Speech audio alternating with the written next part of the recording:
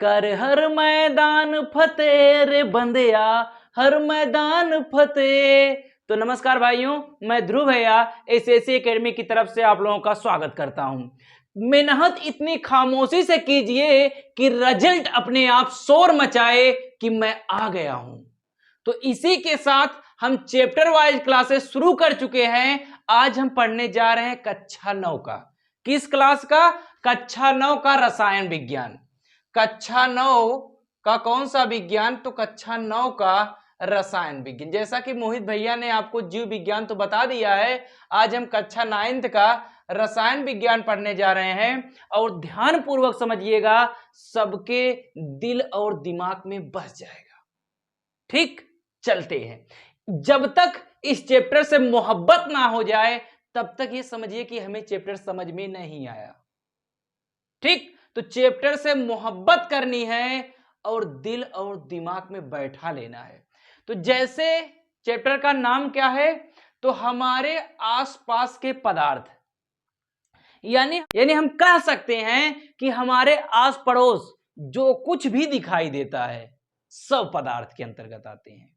जैसे आप लोगों को व्हाइट बोर्ड दिखाई दे रहा होगा, ये एक पदार्थ है। पेड़ पौधे दिखाई दे रहे होंगे, वो पदार्थ हैं। तो पदार्थ को डिफाइन कैसे करेंगे, पदार्थ को परिभाषित कैसे करेंगे?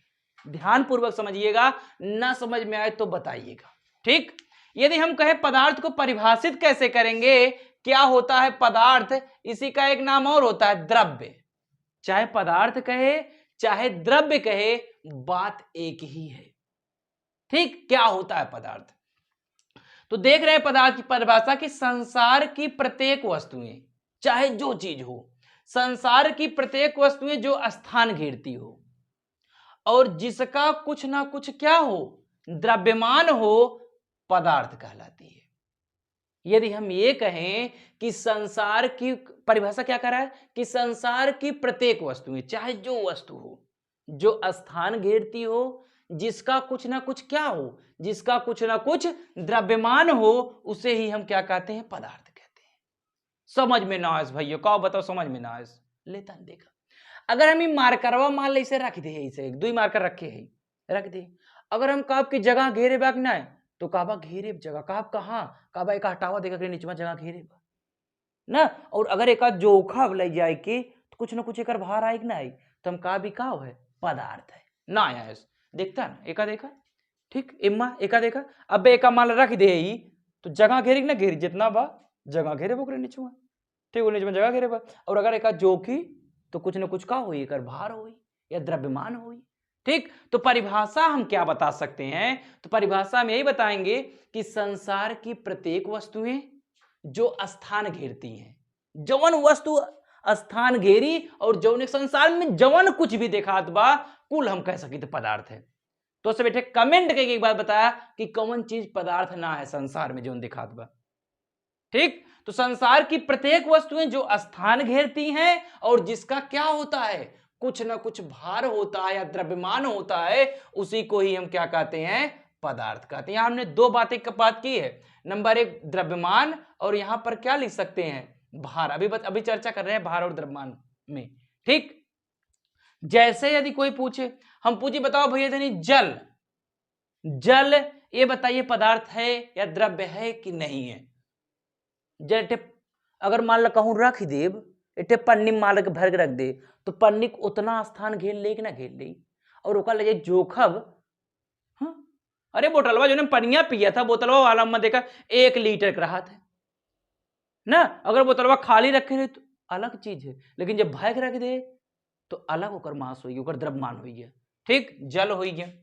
लकड़ी, कौनो लकड़ी देख ले, ये जैसे लकड़ी है, ये देखा ये लकड़ी है। अब कहानी का है एक रखे है इसे नीचे, इसे तो कुछ ना कुछ जगह घेरे बा कि ना घेरे बा, स्थान घेरे बा। और एक जब ले जाए जोखब तो कुछ ना कुछ एक भार आए कि ना आई या द्रव्यमान आए कि ना आई, तो हम कह सकते का है? द्रव्य है। यानी संसार में जवन कुछ भी हमें दिखाई देत बा, कुल हम का कह सकित है? कुल चीज पदार्थ है, द्रव्य है। ठीक, और थोड़ा बहुत देख लिया जाए इसमें। कांच, शीशा उषा कुल है। किताब कापी। अच्छा बताओ हवा, हवा तो हम सभी बताओ हवा पदार्थ है कि ना है? बताओ, सोच सोच बता, हवा पदार्थ है कि ना है? सोच रहे, पहले दिमाग लगावा। देखा खोपड़े में घुस जाए चाहिए, पदार्थ है कि ना है, हवा है कि ना है? बता जल्दी से, कमेंट के बाद बता, पदार्थ है कि ना है। जे कमेंट करी, जब अगला पार्ट आई तो कर हम ना बोलब कि इन्हें नहीं बता रहे कि है कि ना है। ठीक, बताओ बता, हवा पदार्थ है कि नहीं? क्वेश्चन है तो सबके, हवा पदार्थ है कि नहीं? ठीक, हवा पदार्थ है कि नहीं है, ये तो सबके लिए क्वेश्चन है। ठीक, बताओ एक बार, है कि ना है? चलो, एक परिभाषा ही भाई, ये परिभाषा हमारे सर जी स्तर में ना लिखाए रहन। अच्छा ठीक है, कंट्रोल बेबी कंट्रोल। देखा, एक परिभाषा और देख ले, द्रव्य ब्रह्मांड का वह अवयव है ना, ब्रह्मांड पूरा यूनिवर्स, पूरा ब्रह्मांड है ना, द्रव्य ब्रह्मांड का वह अवयव है जिसमें क्या होता है, जिसमें द्रव्यमान होता है, द्रव्यमान और क्या होता है, आयतन होता है। जिसमें क्या क्या होता है, द्रव्यमान होता है और क्या होता है, आयतन होता है। अब द्रव्यमान होता है, आयतन होता है, द्रव्यमान का वो है, का वो है द्रव्यमानी, दिमाग कंफ्यूज। द्रव्यमान का होता है, तो द्रव्यमान कहब कि हम कहब कि जिसे अगर द्रव्यमान वाली बात करी तो द्रव्यमान पहले परिभाषा बताई दी कि किसी पदार्थ में उपस्थित द्रव्य की वास्तविक मात्रा को ही हम द्रव्यमान कहते हैं। जैसे हम कही कि वास्तविक मात्रा हमारे अंदर पदार्थ के द्रव्य के कितनी बाय, तो अगर हम कही कि हम 70 किलो खाई तो वह हमारा का द्रव्यमान है, वास्तविक मात्रा द्रव्य के हमारे अंदर बाय। ठीक, तो किसी पदार्थ में उपस्थित द्रव्य की वास्तविक मात्रा को ही हम क्या कहते हैं, वास्तविक मात्रा को ही हम क्या कहते हैं, द्रव्यमान कहते हैं। ठीक, जिसे हम कही तो हम सबको किलो का, क्योंकि हम जो है 30 किलो के, क्योंकि हम 32 किलो के, क्योंकि हम 40 किलो के, तो कहा है, तो वो कौन चीज है, तो हमारा कौन चीज है, वो द्रव्यमान है। क्वेश्चन अगला, कमेंट कई के आवे चाहिए। क्वेश्चन सुना, अगर हम कहें किसी पदार्थ का पृथ्वी पर द्रव्यमान, पृथ्वी पर, तो आप कमेंट करके बताओ एक बार, पृथ्वी द्रव्यमान, कौनो पदार्थ के द्रव्यमान जो है पृथ्वी पे, अगर हम कहीं 70 किलो बा, तो चंद्रमा पर कितना हुई, चंद्रमा पर कितना होगा, चंद्रमा पर कितना होगा बताओ, पर कितना होगा? क्वेश्चन है, कौनो पदार्थ बा ओकर द्रव्यमान जवन है पृथ्वी पे 70 किलो बा, तो चंद्रमा पे कितना किलो हुई बतावा ना। एक चीज बता देते ही कि द्रव्यमान कभी भी नहीं बदलता है, इंपॉर्टेंट नोट है, द्रव्यमान सदैव स्थिर रहता है, कांस्टेंट रहता है, द्रव्यमान कभी भी परिवर्तित नहीं होता है। ठीक, अच्छा, ये तो मान द्रव्यमान समझ में आया कि कौनो पदार्थ को जवन ओकरे अंदर द्रव्य को वास्तविक मात्रा बा, वह काव कहलाई, मिलाई उलाई के द्रव्यमान कहलाई। अच्छा ठीक, अब एक और शब्द में आयतन का होत भैया, का बतावा, तो आयतन का होता है किसी वस्तु द्वारा घिरा स्थान, उस वस्तु का आयतन कहलाता है। अगर हम ये कहें कि हम कितना स्थान घेरे हैं, वो हमारा का हुआ आयतन है।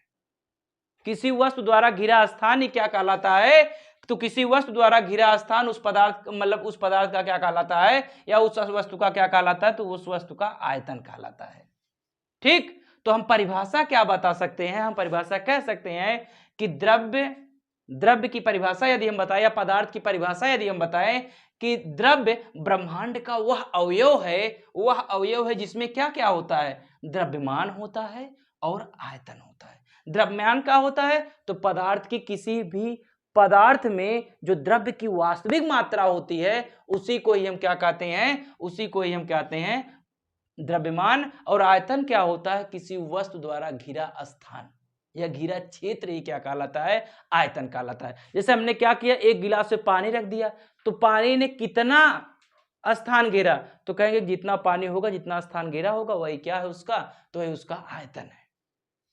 ठीक, तो इतनी बातें समझ में आई, समझ में आई इतनी बात? फिर से बात देख लीजिए, द्रव्य क्या है, द्रव्य की परिभाषा पहले हम लोग देख रहे हैं। द्रव्य क्या है, संसार की प्रत्येक वस्तुएं जो स्थान घेरती हैं, जिसका कुछ ना कुछ क्या होता है, जिसका कुछ ना कुछ द्रव्यमान होता है, उसी को ही हम क्या कहते हैं, पदार्थ कहते हैं। जैसे जल, लकड़ी, कांच, किताब, मेज, कुर्सी, व्हाइट बोर्ड, etc। प्रत्येक वस्तु जो नेचर में बिलोंग कर रही है ना, इस वर्ड में बिलोंग कर रही है, इस वर्ड में है। ठीक, फिर इसके बाद इस तरह हमने सर जी ना बताए हैं, तो लेता नहीं परिभाषा और भाई, सर जी वाली परिभाषा देख ले कि द्रव्य ब्रह्मांड का वह अवयव है, वह भाग है ना, जिसमें क्या क्या होता है, द्रव्यमान होता है और क्या होता है, आयतन होता है। अब द्रव्यमान और आयतन दो चीज आवत है। द्रव्यमान क्या होता है, तो द्रव्यमान क्या है, किसी पदार्थ में उपस्थित द्रव्य की वास्तविक मात्रा को ही हम क्या कहते हैं, द्रव्यमान कहते हैं। जिसे हम कहीं की मिला 50 ग्राम बा, तो एक अंदर जो द्रव्य के वास्तविक मात्रा बा कितना बा, 50 ग्राम, तो एक द्रव्यमान कितना हो जी, 50 ग्राम। ठीक, फिर इसके बाद आता है आयतन। आयतन क्या होता है, किसी वस्तु द्वारा जो जगह घेरी जाती है उसी को ही हम क्या कहते हैं, उसका आयतन कहते हैं। ठीक, आयतन हो गया। अब एक ठे बात ये आवत है भैया, कबो कबार ये भार एक दा कहा था, एक दा द्रव्यमान कहा था, एकर मतलब का है, भार द्रव्यमान कहा था, एकर मतलब का है। तो केमिस्ट्री केस में बात सुन ले, केमिस्ट्री केस में या केमिस्ट्री के लिए भार और द्रव्यमान एक ही चीज है। लेकिन अगर फिजिक्स क्षेत्र में आई जाए तो भार और द्रव्यमान में जमीन आसमान फर्क बा। फिर सुन ले, केमिस्ट्री केस में मतलब रसायन विज्ञान के क्षेत्र में भार और द्रव्यमान हम यूज कर सके, दोनों सिमिलर हैं। ठीक, लेकिन अगर हम मिला उला कहीं फिजिक्स क्षेत्र में, भौतिक विज्ञान क्षेत्र में, तो एहमा जमीन और आसमान फर्क बा। ठीक, अगर पूछे मतलब फिजिक्स क्षेत्र में बताओ भार का होता है ना, तो पृथ्वी प्रत्येक वस्तु को ना जिस बल द्वारा अपने को आकर्षित करती है, उसी बल को ही हम क्या कहते हैं, उसी बल को ही हम भार कहते हैं ना। पृथ्वी प्रत्येक वस्तु को एक बल द्वारा अपनी ओर आकर्षित करती है, उसी को ही हम क्या कहते हैं, भार कहते हैं। और दोनों में आप एक रिलेशन जानेंगे, आगे पढ़ेंगे कि भार और द्रव्यमान में जो रिलेशन होता है वह क्या होता है, W वेट बराबर होता है mg ना। दोनों में रिलेशन होता है, दोनों में संबंध होता है, दोनों का सूत्र होता है, चाहे जो कहिए। ठीक, और भार का मात्रक जो होता है वह होता है न्यूटन भैया। अब कब न्यूटन कहां से आई है, यह भी एक बल ही है। ठीक, और जो द्रव्यमान का मात्रक होता है वह क्या होता है, केजी। लेकिन हम केमिस्ट्री में भार और द्रव्यमान दोनों को एक ही मानेंगे, लेकिन अगर फिजिक्स में आ जाएगा तो भार अलग चीज है और जो है द्रव्यमान अलग चीज है। ठीक, तो इतना तो उम्मीद करते हैं कि समझ में आया होगा। अब हम चलते हैं पदार्थ की अवस्था की ओर। तो अब हम चल रहे हैं पदार्थ की अवस्था की ओर। यदि आप लोगों से कोई पूछे कि बताइए पदार्थ की मुख्यतः कितनी अवस्थाएं हैं, तो पदार्थ की मुख्यतः 3 ही अवस्थाएं होती हैं। लेकिन बहुत लोग नहीं, पदार्थ की 5 अवस्था होता है। तो हमने सब पदार्थ की 5 अवस्था पढ़ा, लेकिन लग बाय चांस के अपोजिट कितने अवस्था बताए, खाली 3 अवस्था। ठीक, कितनी अवस्थाएं, केवल 3 अवस्थाएं। कौन कौन सी 3 अवस्था, अवस्था नंबर पहली ठोस अवस्था। ठोस अवस्था किसे कहते हैं, या ठोस अवस्था क्या होती है, इस पर चर्चा कर रहे हैं अभी हम। नंबर दूसरा द्रव अवस्था, ठीक, और नंबर तीसरा गैस अवस्था। ठीक, समझा। अगर दुई जनी में, अगर ध्यान सुनो, अगर लोगों के बीच में प्यार ज्यादा है, प्यार ज्यादा बा, तो हम कहा कौने अवस्था में पड़ जाई, तो कौने अवस्था में पड़ जाता है, ठोस अवस्था में पड़ जाता है। एमा प्यार ज्यादा होता है। ठीक, एक दूसरे से लोग बहुत प्यार करते हैं ना, तो हम कह सकते हैं पदार्थ की ऐसी अवस्था जिसके अवयवी कण बहुत पास पास होते हैं। ठीक, पदार्थ की ऐसी अवस्था जिसके अवयवी कण कहां होते हैं, तो जिसके अवयवी कण क्या होते हैं, पास पास होते हैं, अवयवी कण पास पास होते हैं। ठीक, जैसे इस प्रकार से अवयवी कण पास पास आएंगे, इसके बाद उन लोगों की जो मोहब्बत है, जो प्यार है, वह क्या होगा, ज्यादा होगा, इसीलिए क्या है, वो पास पास है। ठीक, हम कह सकते हैं जो उनके बीच में बल लग रहा है, आकर्षण बल लग रहा है, उसका मान अधिक है, इसलिए क्या है, अवयवी कण पास पास है। ठीक, अब क्या यहां पर होगा, मान लिया जाए यहां पे क्या हो गया,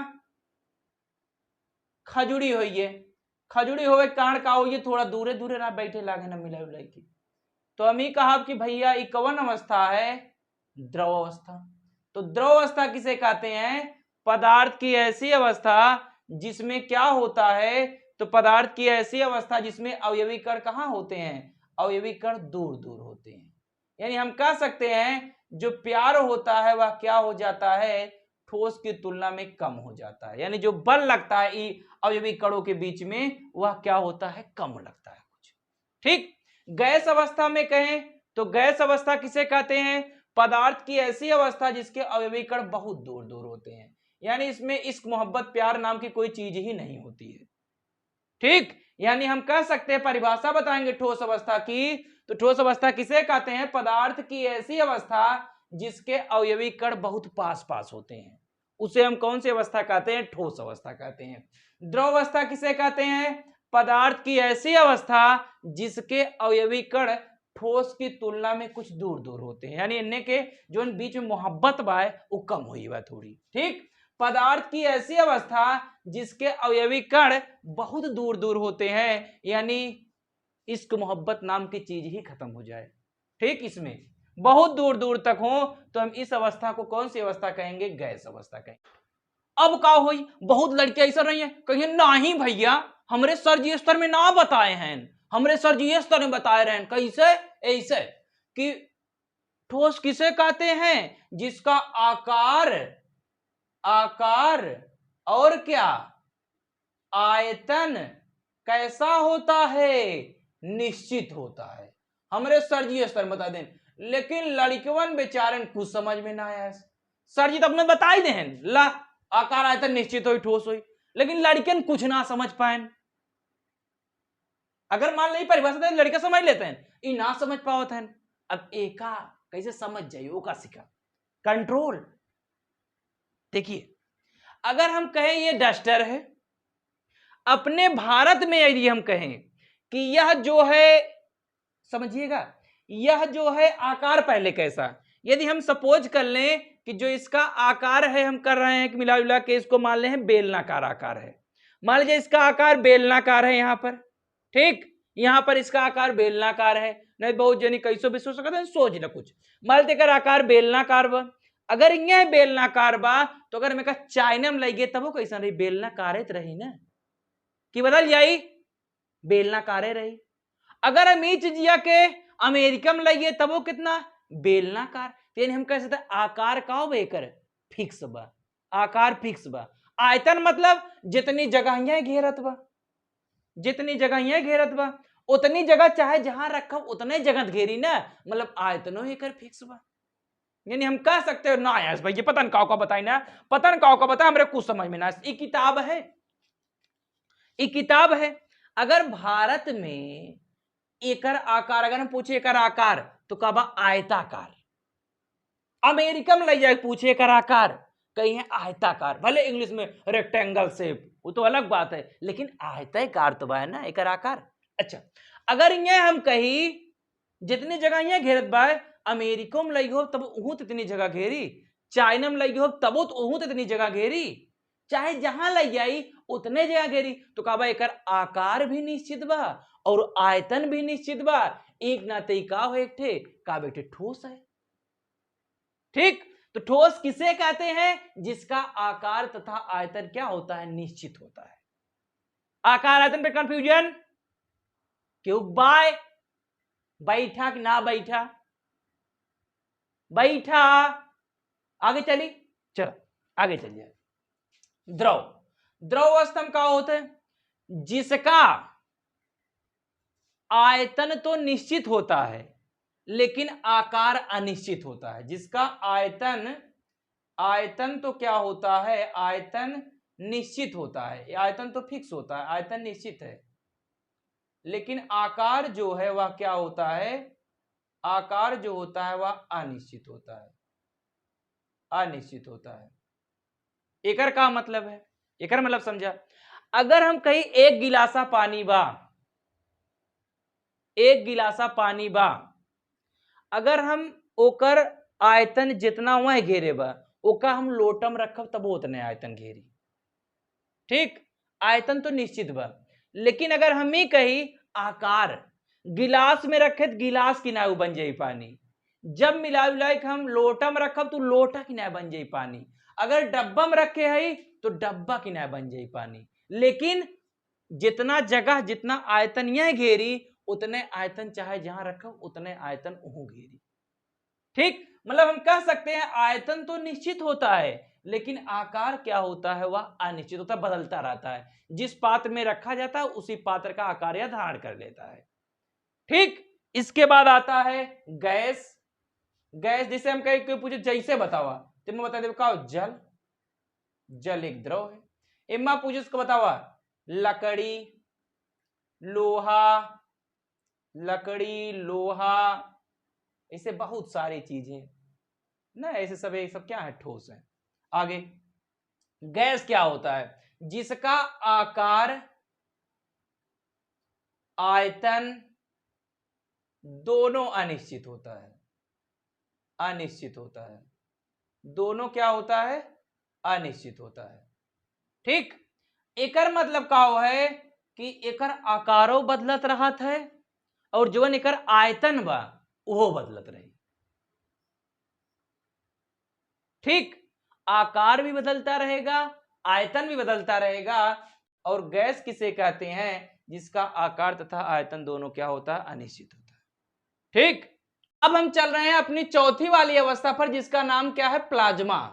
प्लाज्मा क्या होती है, यह पदार्थ की एक ऐसी अवस्था होती है जिसमें उच्च ताप पर द्रव्य के परमाणु आयनित हो जाते हैं। यानी उच्च ताप दिया जाता है तो जो द्रव्य के परमाणु होते हैं वो अपने आयनों में टूट जाते हैं, प्लस माइनस अलग हो जाता है। ठीक, तो चौथी अवस्था को हम प्लाज्मा को कैसे परिभाषित करेंगे, लिखेंगे कि पदार्थ की वह अवस्था जिसमें उच्च ताप पर द्रव्य के अणु या द्रव्य के परमाणु आयनित होते हैं, उसी अवस्था को ही हम क्या कहते हैं, प्लाज्मा कहते हैं। ठीक, प्लाज्मा कहते हैं। ठीक, सिर्फ जान लीजिए बस वैसे।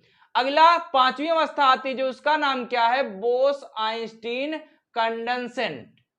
बोस आइंस्टीन कंडेंसेंट यह क्या होती है, पदार्थ की वह अवस्था जिसमें या पदार्थ की वे अवस्था जो निम्न ताप पर प्राप्त होती है।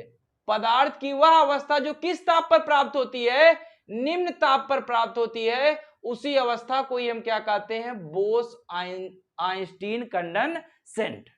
ठीक, दोनों देख लीजिए, प्लाज्मा क्या होती है, पदार्थ की वह अवस्था जिसमें उच्च ताप पर द्रव्य के परमाणु आयनित होते हैं, और बोस आइंस्टीन कंडेंसेंट पांचवी वाली अवस्था की परिभाषा क्या बताएंगे कि पदार्थ की वह अवस्था जिसमें निम्न ताप पर प्राप्त होती है, या पदार्थ की वह अवस्था जो निम्न ताप पर प्राप्त होती है, उसी अवस्था को ही हम कौन सी अवस्था कहते हैं, बोस आइंस्टीन कंडेंसेंट।